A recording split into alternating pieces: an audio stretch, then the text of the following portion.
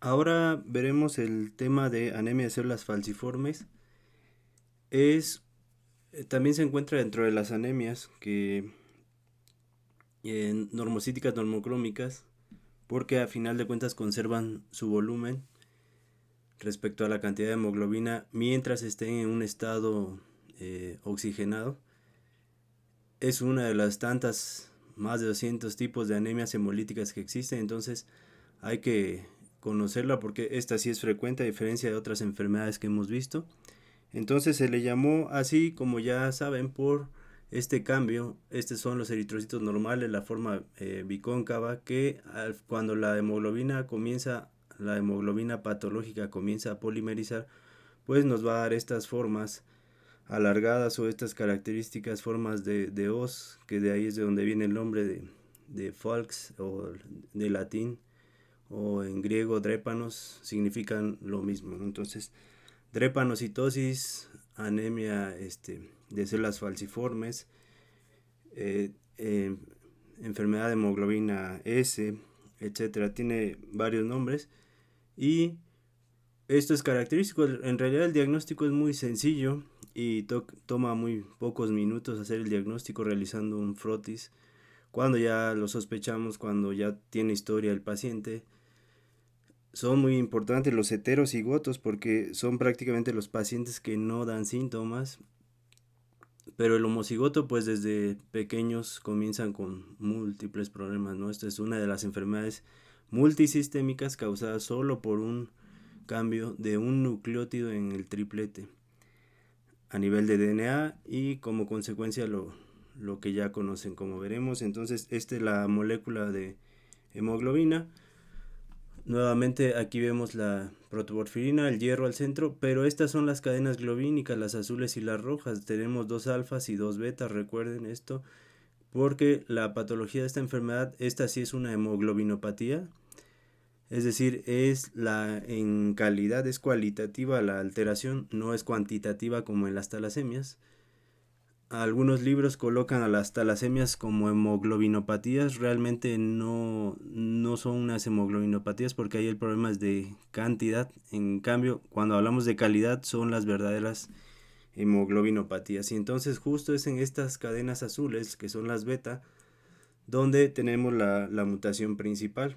Entonces esto va a hacer que cambie o se altere la forma de la molécula, de esta molécula, y todas las moléculas comienzan a polimerizar deformando la membrana del eritrocito. Entonces esta es la famosa anemia de células falciformes, la mutación puntual en los tripletes del DNA, es decir, la A de aquí del centro cambia por T y por lo tanto este es un aminoácido y este es otro. Este codifica normalmente para ácido glutámico y al cambiar esto pues ahora este triplete va a codificar para valina y es en esta posición, en la sexta posición. Aquí les presento la tabla de los primeros 10 aminoácidos solamente en las cadenas alfa, pero las betas son las que tienen. Noten que este dice S beta, S pues por la hemoglobinopatía S pues, pero la cadena beta, vean cómo tenemos valina, histidina, trionina, prolina, ácido glutámico en la posición 5, pero en la 6 volvemos a tener un ácido glutámico de manera normal. Pero cuando hay este cambio en la hemoglobinopatía S, pues el ácido glutámico de la posición 6 cambia a valina y esto altera las cargas, la configuración tridimensional de la molécula y va a migrar electroforéticamente de otra manera, ¿no?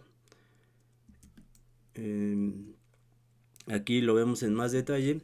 Noten esto, que esta base va a cambiar por esta, ¿no? Entonces, de manera normal, esta sería la cadena de eh, la cadena beta de la hemoglobina y en esta posición que en el DNA correspondería más o menos a la posición 6, es decir, en el exón, el que se va a expresar, vamos a tener lo que está en rojo o en rosa es la adenina, pero de manera patológica en la mutación puntual va a haber una timina. Entonces esto va a ser el cambio. Aquí se ve GAG, es decir, GAG va a cambiar por GTG, lo que acabamos de explicar. Y justamente a la hora que que lleguemos a la traducción, es decir, a nivel de RNA mensajero, pues el RNA de transferencia va a traer al aminoácido valina en vez del ácido glutámico, ¿no? Es decir, solo un cambio nada más de una sola base, porque los libros que frecuentemente dicen en la posición 6 y que el cambio de un aminoácido, sí, pero la patología es una mutación puntual que me da el cambio de una sola base nitrogenada por otra, y eso se traduce a final de cuentas en el famoso cambio en la sexta posición de un aminoácido por otro que vemos acá, ¿no? Recuerden, esto es el RNA mensajero, ya no lo voy a explicar. Estos representarían los RNA de transferencia, los primeros 6, y aquí va saliendo cada círculo de estos, cada rueda son aminoácidos en color. De hecho, noten que el anticodón, este negro, está aquí abajo de este RNA de transferencia, es para un aminoácido. Este es azul, aquí está su anticodón, y así en este código de colores. Pero dos amarillos significan pues dos ácidos glutámicos. En la posición 6, este es el que se muta, el sexto, no el quinto. Y cuidado, porque hay una patología similar, la hemoglobinopatía C, pero también es en esta posición, pero después veremos esta enfermedad. Pero ahorita en la hemoglobinopatía S esto sería lo normal. Ahora en la patología, pues aquí es el cambio, valina por ácido glutámico. No está en orden. GAG, recuerden que es ácido glutámico, y valina va a ser GTG. Entonces, aunque el RNA mensajero no hay T, recuerden que aquí se cambia por uracilos, por convención, pues esta es la información. Pero en esta sexta posición, es decir, iniciando la traducción, es donde vamos a tener, noten que aquí es valina nuevamente en vez de ácido glutámico. Entonces el RNA mensajero, es decir, el codón de acá, la alteración es en el DNA, en el triplete. Después eso me da una alteración en el codón a nivel de RNA mensajero, que va a llamar un anticodón equivocado, que en su otro lado va a traer valina en vez de ácido glutámico. Y justo este pequeño cambio es el que nos va a dar la famosa cadena globínica beta, pero que llamamos hemoglobinopatía S. Y esto va a traer consecuencias. Aquí podemos ver cómo la molécula de hemoglobina normal, es decir, oxigenada y desoxigenada, y hay un ligero cambio. Para términos vulgares, pues para entenderlo más fácil, es como si la molécula exhalara, tiene una forma cuando tiene oxígeno y otra cuando está desoxigenada, y justo cuando está desoxigenada este cambio de forma como si respirara la molécula, pues inhalación, exhalación, es como se va a ir quedando. Pero obviamente esto está sujeto a muchas condiciones, es decir, tiene que estar en condiciones de hipoxia por cierto tiempo, no es simplemente que quede desoxigenada, o en territorios donde hay poco oxígeno, alteraciones en el pH, entre otras cosas, ¿no? Como vamos a ir viendo. Y este cambio es importante. De manera simple, la oxihemoglobina, o cuando está en estado oxigenado, supongamos que es esto, pero regresa a su estado normal. Pero la desoxihemoglobina, sobre todo la hemoglobinopatía S, va a tomar una configuración tridimensional que la podríamos representar de esta manera, y esto es lo que va a hacer que vayan polimerizando, lo que me va a dar unas estructuras filiformes dentro del citoplasma del eritrocito, que lo van a ir deformando mientras más tiempo esté en condiciones de hipoxia, y estas ya no regresan a su forma. Al principio puede ser reversible, pero sobre todo en pacientes homocigotos, y si la exposición a las condiciones aún los homocigotos, aunque no estén sujetos a hipoxia, pueden tener estas crisis, pero los heterocigotos, si se les somete a condiciones de hipoxia, pueden llegar a presentar esto mismo, y esta polimerización es lo que finalmente va a dar la deformación característica del eritrocito, como vemos aquí de manera esquemática. Es lo que estábamos viendo, estos polímeros dentro del citoplasma, es decir, que es hemoglobina polimerizada, ya irreversible. Aquí estaban pues separadas las moléculas, aquí polimeriza hasta que finalmente deforman completamente la membrana, y estos se hacen rígidos, se desoxigenan, el hierro puede salir, y ese hierro ya vimos que causa daño. salen cationes, potasio, entra calcio y se deshidrata el eritrocito. Por eso es que en los frotis los vemos muy densos, más densos que los eritrocitos normales, y esto es lo que esta rigidez y esta indeformabilidad, es decir, se deforman, pero quiero decir indeformabilidad, al pasar por el vaso pues ya no tienen esa flexibilidad que tendría un eritrocito normal sin esta patología, que pueden deformarse demasiado para pasar incluso por lugares tan estrechos como de unas cuantas micras, más pequeños que ellos, como si tuviéramos un globo eh, no lleno de agua, sino parcialmente con agua, y podemos estirar la membrana de ese globo y esa agua va a ir pasando poco a poco. Es lo mismo que hace el eritrocito al pasar por el vaso, pero cuando se deshidrata, cuando toma esta rigidez y todos los cambios que ya mencionamos, pues es lo que me va a llevar, y finalmente tenemos la famosa forma de hoz. Esto sería una representación como lo veríamos al microscopio electrónico de barrido en 3 dimensiones, y justo esto es lo que va a hacer que se atoren de una manera física nada más. Incluso en lugares donde circulan eritrocitos formados o en fila india, pues los que vengan atrás, si uno tapa, pues va a tapar a todos los demás, y es como se va a llevar a cabo la isquemia crónica de todos los tejidos o microinfartos y enfermedades pues más graves, ¿no? Que prácticamente se dividen podríamos decir, vasos de gran calibre y de pequeño calibre. Los de gran calibre, ya se imaginan, pues entran todas las apoplejías, infartos, y en los de pequeño calibre pues son todos estos infartos silentes, isquemias, atrofia de los órganos secundario a lo mismo. Y aquí vemos la transición de cómo se van deformando, ¿no? Al rato veremos un video de esto. Entonces, ¿cómo hago el diagnóstico? Pues estos pacientes, pues es en los homocigotos es donde el diagnóstico es muy simple, pero aquí el reto para el médico son los heterocigotos, puesto que son pacientes asintomáticos, y justo en ellos nos tenemos que enfocar, ya que debemos de dar el consejo genético para evitar que estos pacientes tengan un hijo homocigoto. Anteriormente vivían menos de la tercera o cuarta década de la vida. Actualmente, con todos los tratamientos y lo que ya conocemos, pues pueden llegar más allá de la quinta o sexta década de la vida, hablando de los homocigotos obviamente. Y ya hay tratamientos muy innovadores, son bastantes, prácticamente nos llevaríamos otro video hablando solo de tratamiento. Entonces, esto es histogramas normales.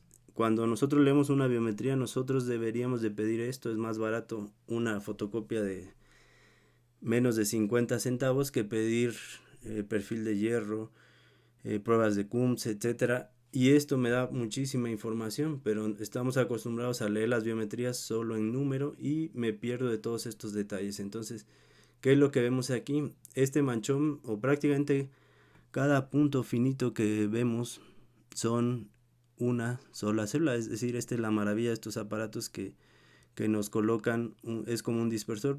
Todo el manchón del centro pues está el promedio de eritrocitos concentrados ahí. Hacia acá pues ya se imaginan que son los macrocíticos, en medio quedan los normocíticos, abajo quedarían los microcíticos, y de izquierda a derecha serían los hipocrómicos, todos estos cuadros, los normocrómicos y los hipercrómicos, y de ahí todas las combinaciones que puedan salir. Este es el histograma que lee de manera combinada estos dos. Estos son histogramas por separados que no están interrelacionados. Es decir, este es un histograma de volumen donde el promedio cae, pues es como una campana de Gauss. Vean, cae aquí el volumen normal, no se sale ni para acá ni para acá. Y lo mismo para la concentración de hemoglobina. Esto es importante, ¿no? El promedio es esto. Lo que nosotros vemos en las biometrías de todos los días, pues es este pico, prácticamente el número. Por lo tanto, se nos van muchos diagnósticos porque solo vemos los promedios y no vemos los histogramas, que todos los aparatos que tienen los laboratorios de los hospitales tienen esto, pero esto no se utiliza, es un desperdicio. y por eso los diagnósticos en serie roja son erróneos en gran parte por esto, ¿no? Esto da muchos datos, pero esto cómo lo podemos aplicar. Entonces, como dije al principio, esto es una anemia normocítica normocrómica. Ya se imaginarán entonces dónde van a caer esta anemia. Por algo es anemia, es decir, no todas son hipocrómicas, ni macrocíticas, etcétera. Es decir, tenemos anemias para que sean normocíticas, pues es que debe estar disminuido en número, y dijimos es una de las tantas anemias hemolíticas, por lo tanto van a estar disminuidos en número, y este sería ya un caso real. El dispersor, vean, noten la diferencia, y los que son por separado, ¿no? Entonces vemos solo me voy a limitar a la serie roja. Entonces tenemos anemia de entrada, este es red blood cell, es decir, el número de eritrocitos que se mide en esto, y tenemos 2.3. Entonces, es decir, si hay anemia, es una anemia importante. La hemoglobina, que dijimos que no se requiere para verlo, pero pues ya lo tenemos aquí, entonces 6.8. Pero estos son los valores importantes. Perdón, el hematócrito, sí, al revés, el hematócrito es el que no necesitamos, la hemoglobina sí se requiere para hacer el diagnóstico. Y aquí está el volumen corpuscular medio, noten cómo es normal, 95 en este caso, es decir, pero estamos viendo solo el promedio del volumen. Repito, aquí se nos están yendo estas poblaciones que tiene este paciente. Entonces, aquí no les dije, hacia acá serían microcíticos, estos son normocíticos, hacia acá macrocíticos, lo que ve este histograma interrelacionado. Y hablando solo de concentración, es decir, la hemoglobina por eritrocito, pues vamos a tener los hipocrómicos acá, los normocrómicos y los hipercrómicos, células hipercrómicas. Pues recuerden que no hay anemias macrocíticas hipercrómicas, pero sí tengo células hipercrómicas, aquí están, y aquí están de este lado, ¿no? En este recuadro. Entonces, estos pacientes van a caer, el promedio cae aquí, pero noten estos de acá arriba, pues ¿qué serán estos macrocíticos? Si estoy diciendo que esta anemia es normocítica. De la misma manera hay algunos microcíticos, y es lo que vemos acá. Entonces, la única manera pues de hacer el diagnóstico es hacer el frotis o una electroforesis de hemoglobina o una prueba de inducción de drepanocitos o ver el gen, etcétera, pero de manera barata y que no se gasta mucho. Les decía, una hoja de estas por impresión vale menos de 50 centavos, no estoy exagerando ni es sarcasmo, y es más barata que hacer. Digo, no estoy diciendo que con esto se diagnostique, hablo para todas las anemias, pero en el caso de pues cualquier patología requiere ver el frotis, pero estamos acostumbrados a que si esto es normal, no vemos el frotis. En este caso sí tenemos una anemia, entonces uno de los tantos estudios es realizar un frotis. Esto sería el histograma, pero ya de manera morfológica. No me puedo tardar aquí, pero noten cómo aquí estarían los famosos drepanocitos, ¿no? Caen en este promedio. Pero estos que vemos podrían ser reticulocitos. En el caso ¿por qué? Porque es una anemia hemolítica, está respondiendo, produciendo reticulocitos, y de manera normal los reticulocitos son más grandes. Pero si son reticulocitos de estrés, todavía son más grandes los reticulocitos de estrés. Y esto es lo que el histograma me puede ir orientando, sobre todo si ya tengo datos clínicos que me hagan sospechar esto. Otro dato importante es que veíamos células acá abajo que podrían ser, pues son estas. Son los famosos codocitos, que antiguamente se llamaban células en blanco de tiro o en tiro al blanco, pero pues no es una célula en blanco de tiro, actualmente se le sigue diciendo así. El nombre correcto es codocitos. Es decir, si lo volteáramos, esto es como si viéramos un sombrero mexicano, es decir, este sería el pico y hacia lo plano sería todo el disco. Entonces, ese es el nombre correcto, en forma de campana, pues quiere decir codocito.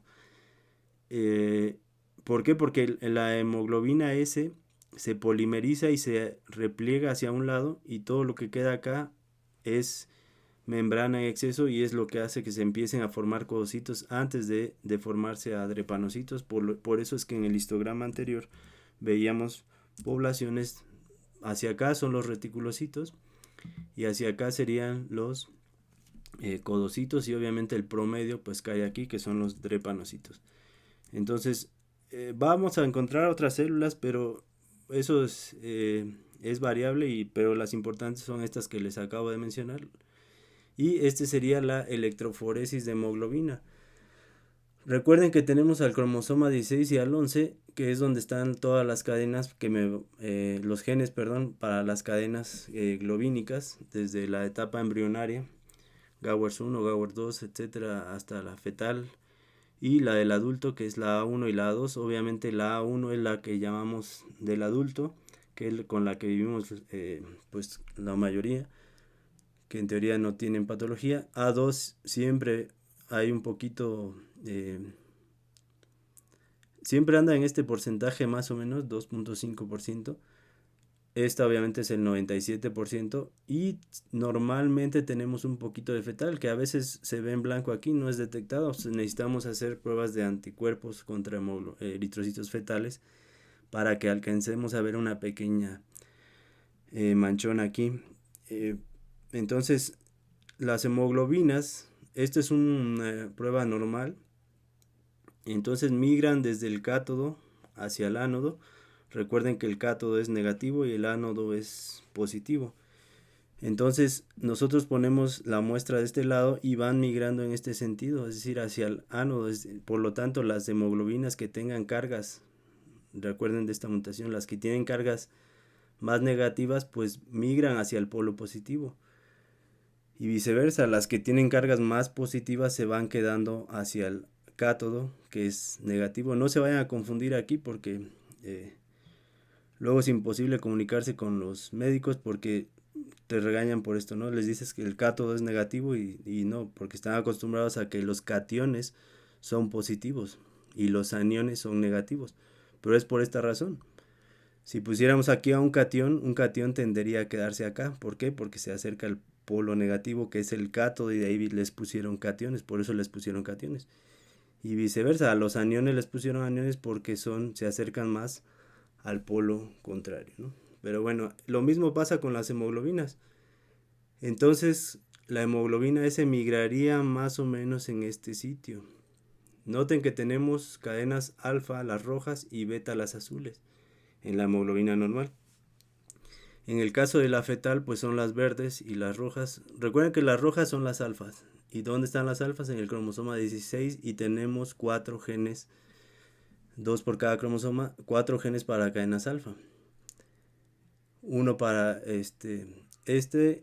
pero aquí las interesantes son betas, deltas y las gamas, ¿no?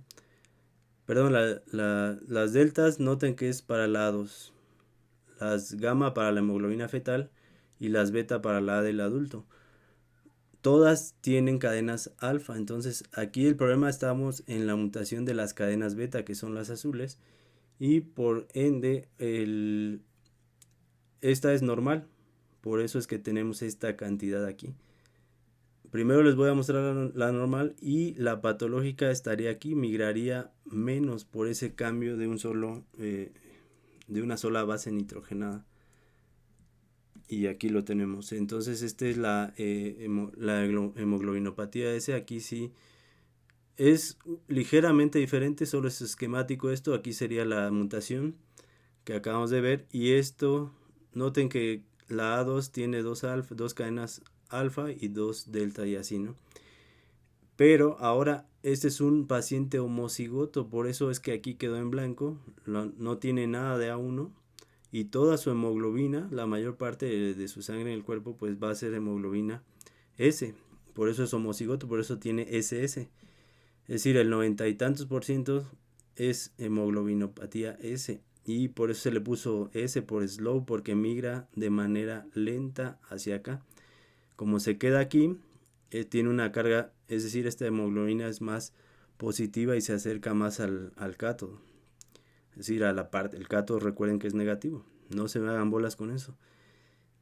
Y la normal debería acercarse más al ánodo, que es positivo. Es decir, la normal tiene la hemoglobina normal, esta tiene una carga más negativa. Entonces, este es slow por lenta, y la mayor parte está aquí y tiene un poquito de A2, recuerden que siempre anda en este porcentaje, pero la fetal, noten que aumenta un poco, pero no es apreciable en esto, pero sí está en valores de menos del 2%, pues aquí hagan la suma. Y por eso es que la fetal, si nosotros aumentamos la fetal, esta impide la polimerización patológica de la hemoglobina S. Esta también lo impide, pero de manera más efectiva lo hace la fetal. Por eso es que estos pacientes no tienen sintomatología in útero. Es más, la patología se empieza a manifestar después de los 5 o 6 meses, porque en esos primeros meses va disminuyendo la cantidad de hemoglobina fetal con la que nos quedamos hasta quedarnos con menos de 1%. En este caso aumentó porque tengo esta enfermedad, pero de manera normal pues es 0.5% la fetal, o a veces indetectable, a menos por otros métodos, ¿no? Entonces, por eso noten cómo está cargada más positivamente lo que dice aquí arriba, y de ahí que tenga otra movilidad electroforética, y de ahí viene todo esto. Entonces, esto sería ahora un heterocigoto. Vean cómo es interesante. Ahora tengo la mitad normal y la otra mitad es patológica, pero dijimos, esta impide que esta polimerice. Más o menos por un eritrocito tengo un 40% de patológica y un 60% de normal, más o menos, o a veces 50 y 50. Pero entre estas dos, esta y esta, la fetal, impiden la polimerización de esta en el paciente heterocigoto. De ahí que uno de los tratamientos nuevos, más novedosos de hace unos meses, incluso ahora que salió todo eso del CRISPR, es y Cas9, pues es tratar de aumentar la cantidad de hemoglobina fetal ya en la vida adulta para impedir la polimerización. Y esto ya se hizo en algunos pacientes, de hecho dio resultado. Y lo de acá pues sigue quedando igual. Entonces, ¿qué pasa en los tejidos? En cualquier vaso normal pues tenemos esto, ¿no? Arteriolas hasta más pequeñas, capilares y vénulas y todo esto. Pero si el tejido por alguna razón tiene condiciones de hipoxia, sí se pueden formar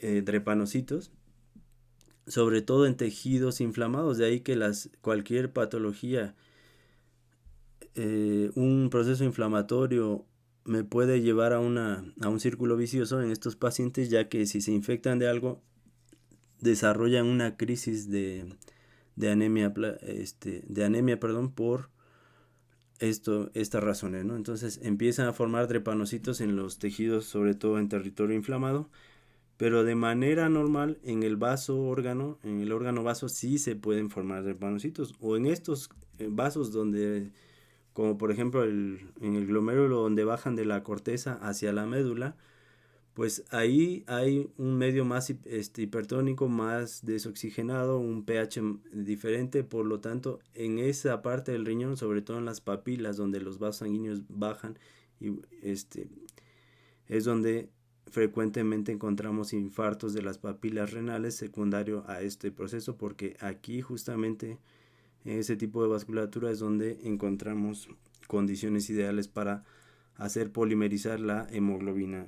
Y comparando cualquier tejido, el vaso órgano, el vaso con Z, tiene los dos tipos de circulación, la que llamamos circulación cerrada y circulación abierta. Pero ahorita olvídense de esto, ahorita me voy a referir al vaso, es decir, al órgano con este tipo de circulación, y a un tejido X que pudiera ser el que ustedes quieran, que tiene este tipo de circulación.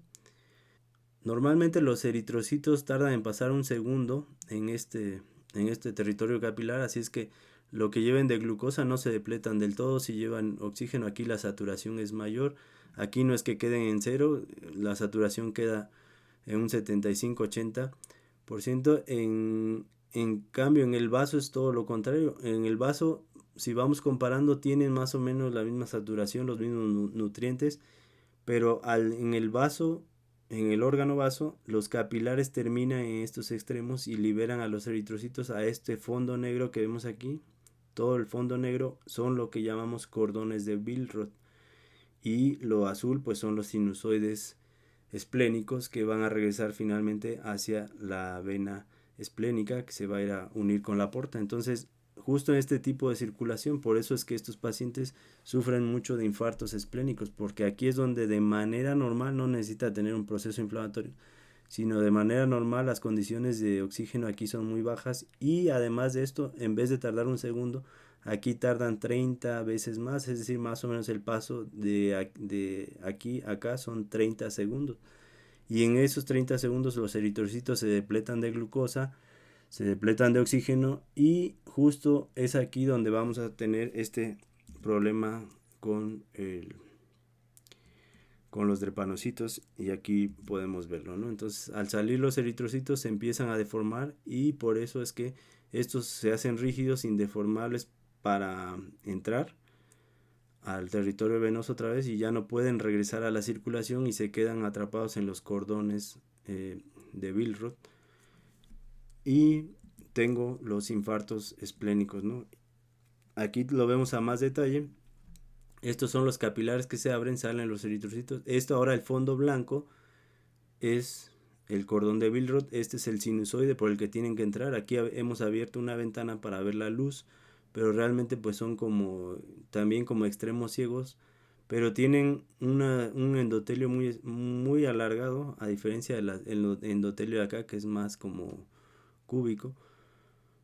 Y además están cruzados por unas fibras colágenas, entonces es entre este pequeño espacio, entre dos células endoteliales del sinusoide esplénico y dos fibras colágenas, donde tienen que pasar los eritrocitos en este espacio para ingresar al otro lado y regresar hacia el lado venoso. Y aquí hay macrófagos que están fagocitando de manera normal los eritrocitos que no logran pasar, como los eritrocitos que ya cumplieron 120 días, de manera normal son más rígidos, y en estas condiciones de hipoxia en el vaso se atoran. Con mayor razón lo van a hacer los drepanocitos. Los drepanocitos de hecho viven 100 días menos, en vez de vivir 120 días viven 20 días, por eso es que el paciente tiene reticulocitosis, de que todo el tiempo está formando eritrocitos, hablando de los homocigotos obviamente. Y es en este paso donde vamos a ver esta alteración. Entonces, no nada más eso, además también tengo otro problema. Esta polimerización de la hemoglobina va a deformar. Estas son las proteínas del eritrocito, que ahorita no me puedo detener a explicar, pero a final de cuentas esta hemoglobina libera hierro y oxida todas estas proteínas, y toda esta oxidación de proteínas hace que se modifiquen, se forman neoantígenos, y esos neoantígenos son los que van a dañar a la membrana del eritrocito, a ser reconocida por los FC del macrófago, perdón. Estos macrófagos por este mecanismo lo pueden reconocer, o simplemente porque se queden atorados de manera física, pero en otro territorio, por ejemplo intravascular o en tejidos donde la circulación es más lenta, puede tener anticuerpos en su membrana. No me puedo detener a explicar la histología del vaso, pero más o menos esto es un sinusoide abierto y uno cerrado. Viene cerrado hasta aquí, y aquí se abre otra vez, ¿no? Estos son cordones. Tenemos cordón de Billroth, sinusoide, cordón de Billroth, sinusoide venoso, cordón de Billroth. Van alternando más o menos, que es lo que estamos viendo acá. Este sería cordón de Billroth, sinusoide, cordón de Billroth, y hacia acá habría otro sinusoide. Esto que estamos viendo aquí, es decir, está cerrada la pared del sinusoide y aquí está abierto. Lo mismo estamos viendo en el esquema de acá. Aquí está cerrada la pared y de repente aquí está abierto, ¿no? Hicimos una microdisección para que pudieran ver cómo van circulando estas células, y las que van a pasar apenas están aquí, entre estos pequeñas rendijas. Es decir, si lo viéramos así longitudinal, es esto.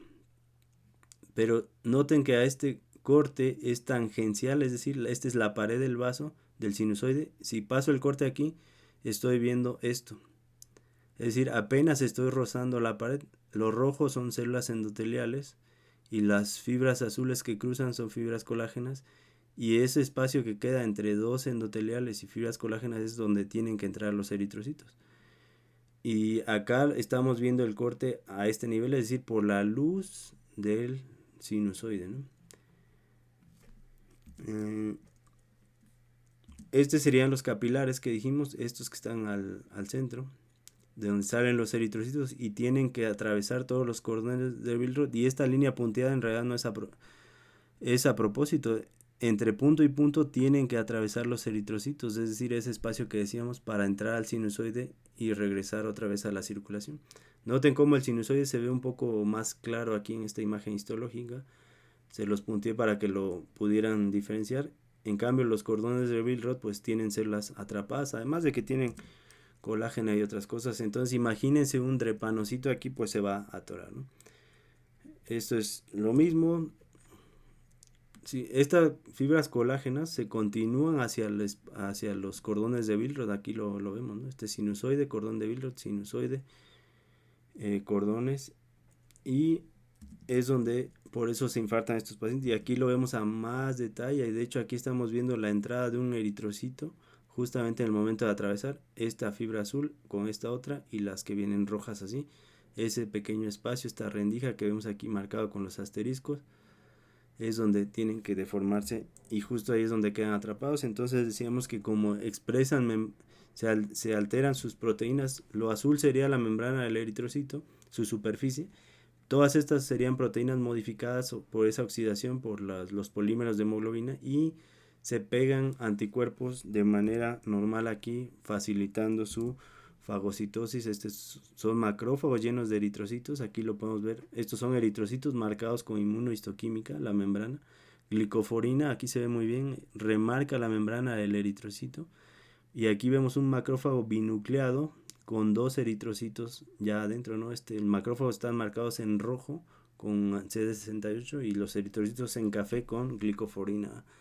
Y cada bola que vemos acá pues son macrófagos repletos de eritrocitos por esta razón que se modifican, ¿no? Y una vez dentro de los eritrocitos pues tenemos, este sería un macrófago. No hay fotos con este detalle en los libros de histología, así es que vean este detalle de esto que estoy señalando es el macrófago, y cada vacuola que se ve pues son muchos autofagosomas. No se ven los lisosomas a este detalle, pero vamos a aprovechar que si los eritrocitos que fagocitó ese macrófago, ahorita no lo voy a explicar, pero se dañan y sale el grupo M. Este grupo M, recuerden que el hierro se guarda en ferritina, por eso decíamos que los macrófagos son el almacén de hierro del cuerpo, porque se quedan con este hierro en moléculas de ferritina, estos cascarones. Pero la protoporfirina aquí sí se transforma por una enzima, la M-oxigenasa es la que abre esto, y se transforma a biliverdina y luego a bilirrubina, y esta difunde por la membrana del macrófago y es captada por la albúmina, y esto es lo que llaman los médicos bilirrubina indirecta, la que está unido a la albúmina, y justo esto es lo que va a pasar. Esta es la arteria esplénica. Noten que aquí hay macrófagos, es justo lo que acabamos de explicar, nada más que más esquemático. De manera normal, en el intestino, por ejemplo, para captar glucosa, absorbemos glucosa. Esta es la arteria mesentérica, aquí están los capilares, que serían en todo el sistema de tubo digestivo, pues la vena mesentérica superior y la inferior se termina uniendo después de esos capilares, y toda la glucosa que se absorbió pues es captada por el hígado. Noten cómo tengo un plexo capilar y se vuelve a ramificar a otro plexo capilar, y eso no sucede más que en un sistema porta, ¿no? Similar en la hipófisis. Pero es por esta razón, para que esta glucosa que se absorbió no se vaya a todo el cuerpo, sino antes de irse a todo el cuerpo sea guardada en glucógeno en el hígado, y lo poco que queda de glucosa se reparte al cuerpo. Cuando al rato bajan los niveles, pues el hígado libera otra vez de ese glucógeno, libera glucosa, y constantemente está haciendo esto. Lo mismo pasa con los fármacos, pero los fármacos es al revés. A los fármacos hay que detoxificarlos, el famoso paso. Pero la bilirrubina, recuerden que en la absorción de hierro también se libera el grupo M, y esa bilirrubina es tóxica, y por eso el hígado tiene la prioridad de captarla para detoxificarla antes de que se reparta al cuerpo. Pero lo mismo va a pasar acá. En el vaso, toda esa bilirrubina de esa eritrofagocitosis por los macrófagos, pues difunde, decíamos, la bilirrubina, y va a ser captada, viene por la vena esplénica y es captada por el hígado para ser conjugada por los hepatocitos con ácido glucurónico, y a esa bilirrubina es la que llama el médico bilirrubina directa, ¿no? Por esto estos pacientes, al haber tanto catabolismo de eritrocitos en el vaso, pues van a tener exceso de bilirrubina indirecta y por ende ictericia. Y es lo mismo que lo que pasaría a un moretón, ¿no? Aquí este paciente lo estuvimos monitoreando y vean, cuando tuvo el golpe, pues se ve rojo por la extravasación de eritrocitos, luego eso se oxida a biliverdina y se ve verde, y cuando pasan 1 o 2 días pues se ve amarillo por esta bilirrubina. Pero cuando lo tenemos en exceso, el paciente completo, sus mucosas, sus escleras, incluso la piel, pues se ve ictérico. En el riñón va a pasar lo mismo, los eritrocitos comienzan a deformarse. Al principio van a tapar la microvasculatura, tengo infartos múltiples a nivel de papilas renales. Recuerden lo que ya dijimos, esa hipertonicidad, cambios de pH, poca oxigenación, infartan las papilas, frecuentemente dañan vasos y hay constante hematuria.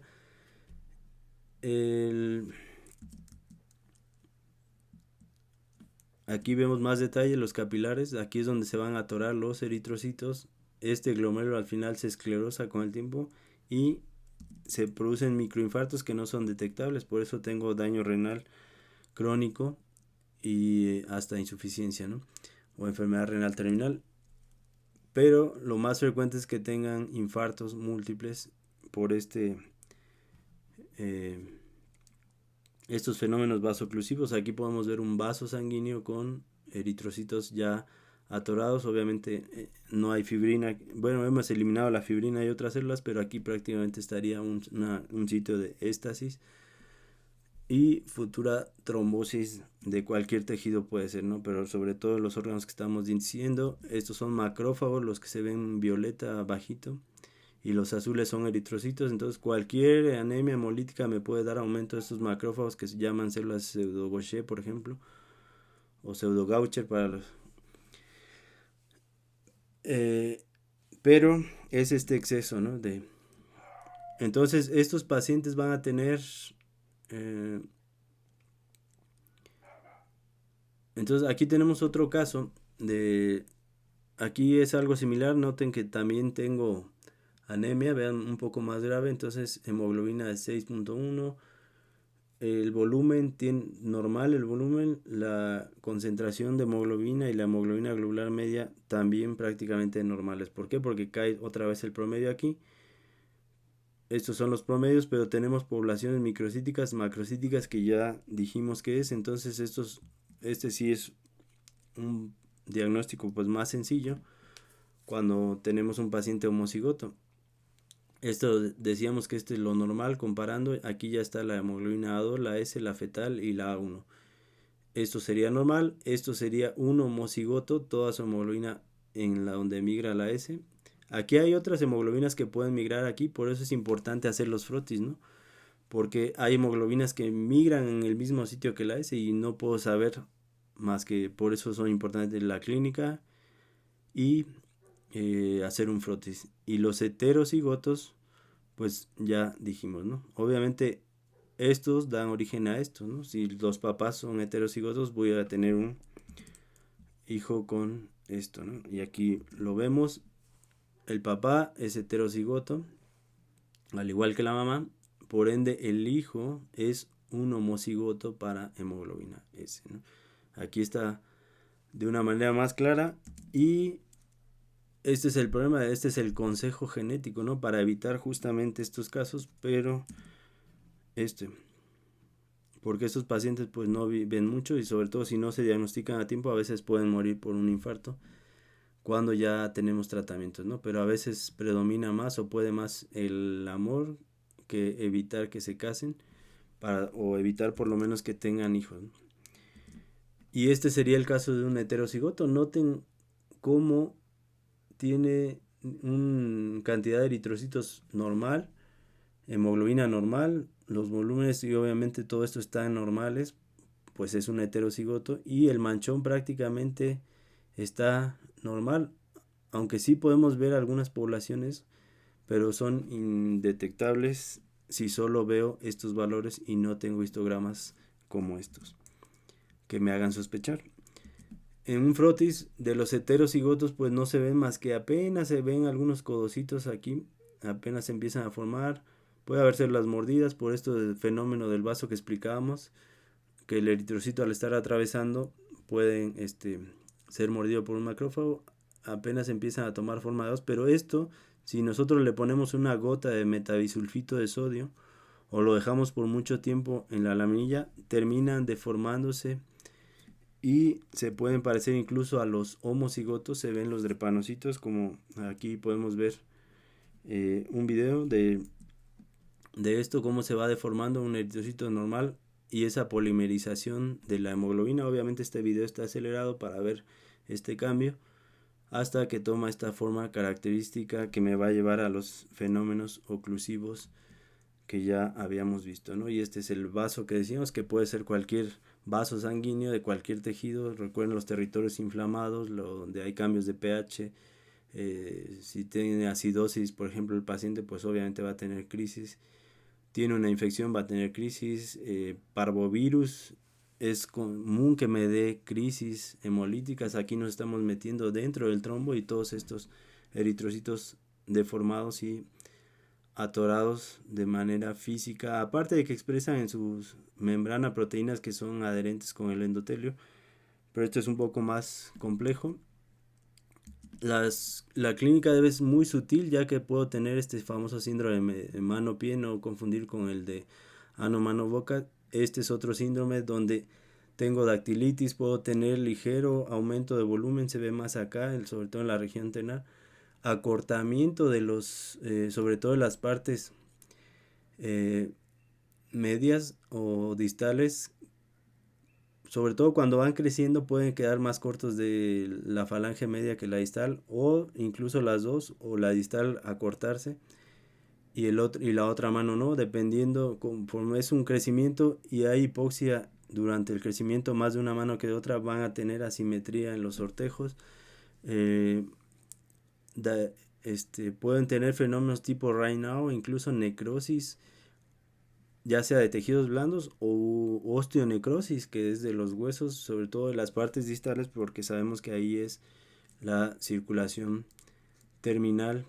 Tienen dolores también con el frío, con cambios de temperatura, cambios de clima, altitud, etcétera, ¿no?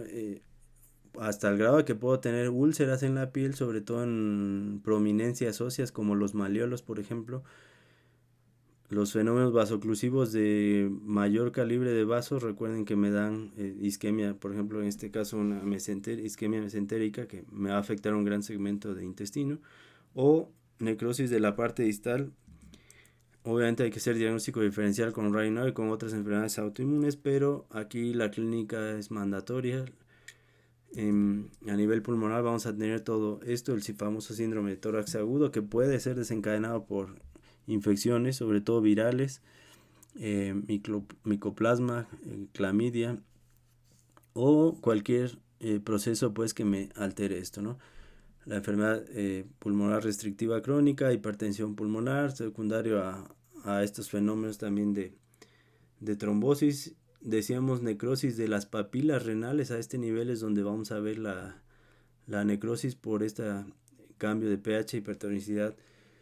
Y es aquí donde decíamos que los vasos bajan, y ahí es donde nos encontramos con este problema, ¿no? Necrosis de las papilas renales, falla renal, por ende hematuria por esta constante necrosis, y proteinuria por ese daño a los glomérulos, enuresis nocturna en los hombres, pues priapismo, que puede llegar a ser de hecho un problema grave, agudo, de urgencia.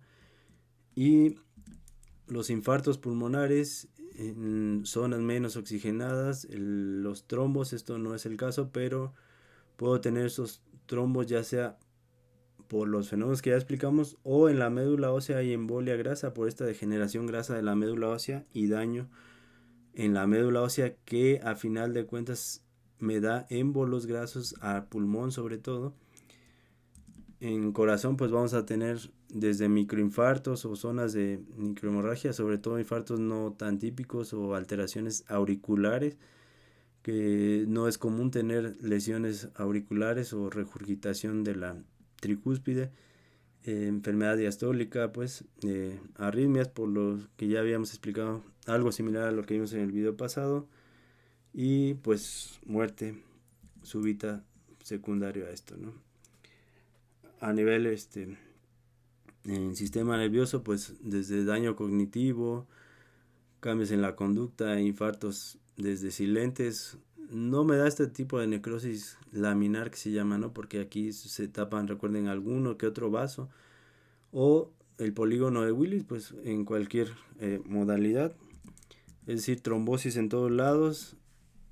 Vean esta cómo se completamente las arterias se puede ocluir vasos de este tamaño o vasos pequeños o incluso las carótidas que aquí no vemos están bueno acá, pero sobre todo más abajo en la antes de la bifurcación puedo tener enfermedad tipo moya como esta que vemos acá, que es esta que las carótidas cada vez se van haciendo más estrechas por esa alteración en su pared y por obviamente por la misma vasa vasorum se trombosan, se hacen más pequeñas las arterias y se parece a la enfermedad moya, pues es decir, un vaso que va disminuyendo mucho de calibre conforme se va introduciendo y me da también fenómenos isquémicos independientes a la deformación de los eritrocitos, hemorragia obviamente, congestión, síndrome de hiperviscosidad sanguínea hasta cierto punto, trombosis del seno venoso, de hecho, y curioso, ¿no? La falx cerebri, que esto se llama así porque tiene forma de hoz también, de ahí viene, por eso decimos falx, quiere decir también en hoz. Esta era las meninges, la dura madre, y aquí vemos la trombosis, bueno, de un caso de trombosis venoso. En retina, no voy a explicar esto ahorita, pero los vasos de aquí pues se ven como cualquier retinopatía proliferativa, se ven vasos glomeruloides, etcétera, ¿no? Aquí vemos el epitelio pigmentario de la retina, estos eritrocitos al rato se deforman, zonas de microhemorragia. Les digo que cuando se forman así y quedan pues en una circulación lenta van a tener esta deformación, es decir, los cambios crónicos a final de cuentas me dan un círculo vicioso que va a ir terminando de la misma manera, ¿no? La litiasis, ojo, sobre todo los que van a hacer cirugía, porque normalmente decimos litiasis y listo, ¿no? Pero los litos, sobre todo, si les reportan litos negros, hay que estudiar o hay que hacer pruebas, por lo menos un perfil hepático, estudiar las bilirrubinas, la historia clínica, etcétera, para descartar estas causas, sobre todo en estos, algo similar a esto, pues la hemólisis, la anemia, puede haber hemólisis intravascular aumentada,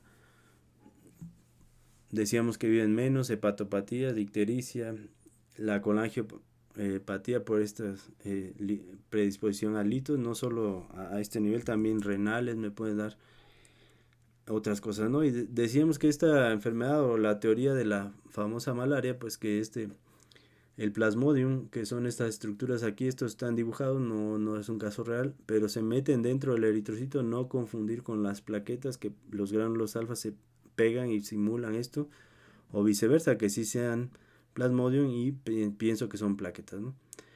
Pero se dice que esta mutación pues se adquirió para impedir la entrada de este bicho, pero los pacientes que son homocigotos se mueren de hemoglobinopatía, y los que son normales mueren de malaria y los que son heterocigotos sí están protegidos al menos parcialmente de este microorganismo, ya que al meterse dentro del eritrocito modifica su membrana y también hace que se peguen al endotelio venular e impedir la entrada al órgano vaso para hacer, que es donde se elimina este microorganismo, aunque las formas más pequeñas no lo hacen, ¿no? Hasta que crece. Y aquí vemos otra foto del vaso que ya no me voy a detener a explicar. En el vaso todas las alteraciones descritas, si es un niño, pues al principio pueden tener esplenomegalia por secuestro, pero es una esplenomegalia pues leve, pero conforme van creciendo pueden tener infartos múltiples, rupturas, recuerden vacunar contra neumococo, sobre todo si estamos en las primeras décadas de la vida, 5 años o menos de 10 años, pues antes de quitar el vaso, porque a veces el vaso se acaba quitando por estas lesiones, o ellos solo se autoesplenectomizan, ¿no? Porque el vaso se va haciendo más pequeño de tantos infartos que al final queda como un remanente, como si fuera un ligamento, por esta fibrosis constante de muchos infartos, de lo que ya explicamos a detalle, ¿no? Ya para acabar, los cambios óseos sí son importantes. Me da esta osteonecrosis o incluso infecciones por salmonela, parvovirus, ya decíamos, este estafilococo también puede hacerlo, y otros, pero estos son los principales, ¿no? El neumococo, Haemophilus también es importante. Todos los capsulados, pues hay que vacunar a estos pacientes en cuanto se pueda. Y esta hiperplasia de la médula ósea de tanta depósito óseo, es decir, hay cambios que alternan pues degenerativos y regenerativos, y me dan depósito de matriz ósea que aumenta mucho el espesor. Noten acá cómo está más aumentado. Esta es una calota, pero a la hora que hago la placa es lo que me da el famoso aspecto en cepillo, ¿no? En como si fuera un peinado a la Pong, por estos cambios que se ven aquí. Los pacientes a veces se ven un poco prominentes de los maxilares por esta hiperplasia de la médula ósea. Es decir, por eso digo, las alteraciones clínicas son muy sutiles y hay que correlacionar mucho, ¿no? Y sobre todo en la cabeza del fémur, la necrosis vascular o estos sitios de circulación terminal. Y finalmente del tratamiento, les decía, pues es bastante, pero para más o menos tener una idea, pues tenemos desde lo preventivo, es decir, el screening prematrimonial, que ya dijimos que puede más el amor que impedir, pero al menos que no tengan hijos, y si ya tuvieran, pues tenemos que hacer el diagnóstico ya sea prenatal o una amniocentesis, una biopsia de vellosidades coriales. Aquí pues las vacunas que ya habíamos comentado, sobre todo para bichos capsulados y a cierta edad, para prevenir esto cuando ya no tengan vaso. La penicilina también se puede ser preventiva o de tratamiento, incluso de las infecciones que ya he comentado, las más frecuentes, pero se usa preventiva. Preventiva pues es con la dosis más pequeña, 250 miligramos o 2 veces al día, de manera preventiva, y solo cuando se requiera. Pues obviamente si la infección es más grave podemos cambiar a amoxi o antibióticos más potentes. Si estamos en zonas endémicas o el paciente tuviera malaria, pues aquí están los antipalúdicos que se pueden usar ya sea de tratamiento, a veces en dosis única, o preventivos nada más en una zona de riesgo. Y los que sí son los que más se utilizan o los que más van a ver, pues es la hidroxiurea, que pues tiene varias ventajas. En primera, aumenta la hemoglobina fetal, y eso lo que ya explicábamos, que impide la polimerización de la hemoglobina. Aumenta también la relación volumen-membrana del eritrocito, lo que hace que la hemoglobina esté menos concentrada. Tiene actividad antiinflamatoria, impide que los leucocitos proliferen, etcétera. Mejora el metabolismo del óxido nítrico, y recuerden que este es vasodilatador y antiplaquetario, así es que mejora los fenómenos de trombosis, y entre otras cosas, ¿no? Hay una planta que no voy a hablar, pero no recuerdo el nombre, pero esa planta medicinal sí se reportó también en uno de los bridges de hematología, que después se las investigo. Y las transfusiones también solo cuando se requieran, porque estos pacientes tienen una enfermedad crónica y a veces tienen hemoglobinas de 9 y los queremos transfundir. Pues no, el paciente ya está más acostumbrado a manejar esos niveles que alguien que llega con un evento agudo, o si el paciente tiene una crisis pues aguda, entonces ahí sí está indicado la transfusión, pues. Pero transfundir nada más porque sí, pues no. Pero estos pacientes frecuentemente, los graves, sí requieren transfusiones 6-8 semanas cada vez, sobre todo si van saliendo de una crisis o tienen otros problemas, infecciones a la par, etcétera. Y anticuerpos también como estos, que mejoran ya se utilizan, de hecho, que van contra la selectina P, por ejemplo, o estas proteínas de adhesión al endotelio, les ayuda mucho. El trasplante también es curativo, pero tiene mucho riesgo, muchas complicaciones, es caro, no es fácil encontrar un donador, etcétera, para todo lo que aplique para trasplante. Así es que no vale la pena intentar un trasplante. Aunque sí hay homocigotos que se comportan más benignos que otros por unas sutilezas que no me voy a meter ahorita en la parte genética, sobre todo de epigenética, ¿no? Y el tratamiento de edición reciente, que es el que les explicaba, que se trata de silenciar pues un factor que es lo que reprime la hemoglobina fetal, ¿no? Es decir, es como un switch, el gen BCL11A. Este es como un switch que apaga la síntesis de cadenas gamma para la hemoglobina fetal, por lo tanto no se produce ya hemoglobina fetal, pero ese switch lo podemos volver a encender silenciando a ese factor que les menciono, ¿no? Es decir, por edición genética yo introduzco un virus que lleve así parecido al CRISPR-Cas9, es decir, edición de genes, pues, que lleve la sonda contraria para inhibir estos cambios post-transcripcionales y así volver a encender los switches de gamma para tener otra vez hemoglobina fetal, ya que hay enfermedades, por ejemplo, en la enfermedad que se llama persistencia de la hemoglobina fetal, cuando se presenta esta enfermedad junto con la hemoglobinopatía S, pues los que llamamos heterocigotos compuestos, que tienen en una cadena una mutación en otra diferente, pues estos pacientes no tienen síntomas prácticamente, puesto que tienen niveles de hemoglobina fetal casi del 30%, así es que eso es suficiente para impedir que la hemoglobina S polimerice.